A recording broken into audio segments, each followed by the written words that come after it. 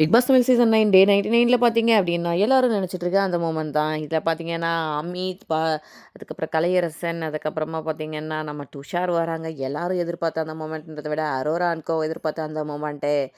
வந்து துஷார் வந்து எல்லாரையும் ஹக் பண்ணிட்டு, பின்னாடி வந்து ஆனா அரோரா வந்து நம்மகிட்டலாம் அப்புறம் வருவானா, பேசுவானான்னு நெனச்சிட்டு இருக்கப்போ, அவர் வந்து ஒரு ஹக் குடுக்குறாரு. அத பார்த்ததுக்கப்புறம் அவங்க என்ன சாங் பாடணும்னு நெனச்சாங்களோ, அத வந்து விக்ரம், சபரி எல்லாம் பாடிட்டுருக்காங்க. எனக்கு பிடிச்சவனே அந்த சாங்க வந்து பாடிக்கிட்டு இருக்காங்க. நல்லாவே இருக்கு அந்த மொமெண்ட். நமக்காக நம்ம கூட இருக்கவங்க எல்லாத்தையும் சப்போர்ட் பண்ணும்போது, அது ஒரு தனி ஃபீல்.